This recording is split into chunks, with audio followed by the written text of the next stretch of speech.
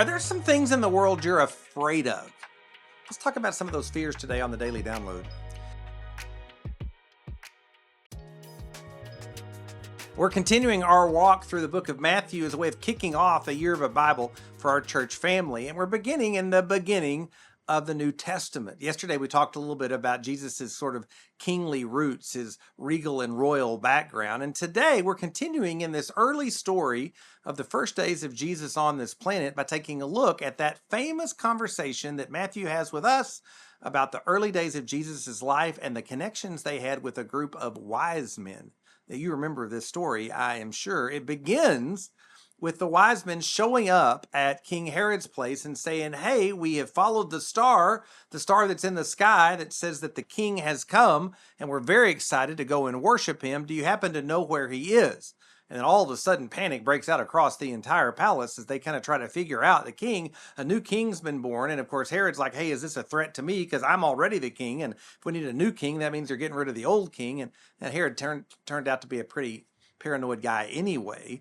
And so he begins questioning about what's going on and is this possible? In fact, in Matthew chapter 2, verse 3, the Bible says that when Herod heard this, he was deeply disturbed, and all of Jerusalem with him. I mean, why was Jerusalem all disturbed? Well, because Herod had a habit of killing people when he got nervous.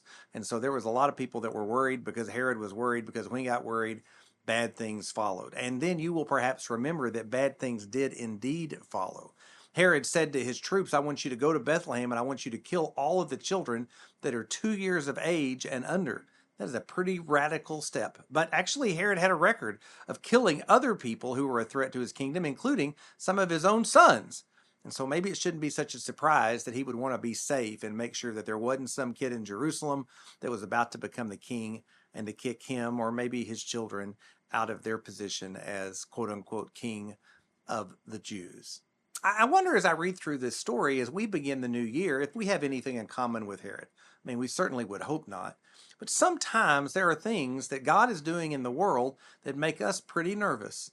We suddenly feel like God is leading us to take a new step or go someplace we haven't been before, or something in our life that we've always had as sort of something to depend on is going away or it's disappearing. Or maybe there's a person in your life that was really important to you that's gone on to be with heaven, and you're like, hey, God, wait a minute. I really need that. I fear the thought of going into this new year alone or not having what I always have had before. Often in our lives, we have to grapple with the fact that sometimes God does unexpected things and things that aren't a part of our storyline, and we need to trust that he knows what he's doing. The fact is that Herod wasn't that far away from his own death. His decision to kill those babies and to do what he did in Bethlehem was one of the most horrific things any leader did in all of history. He goes down in history as one of the most horrible leaders of all time, in spite of the fact that in his life he really did a lot of good things for the nation. But nobody really remembers all those. They think about Herod and they said, oh, isn't that the one that killed those babies and sent Jesus fleeing to Egypt? And of course, that part was true about him as well. I wonder, as we begin the new year, is there anything that you're afraid of that maybe you should be embracing? Something that God is doing that makes you nervous when really it should make you excited. Part of allowing Jesus to be our king is trusting that he knows what to do and he will do the right thing. I mean, he's not just a king, he is a good king, the good king of this entire universe. And even when we don't understand what he is about, we can trust that when he acts, what he's doing is good for all of us. I love you guys. Have a fantastic weekend. We'll look forward to seeing you on Sunday. That's a Thursday.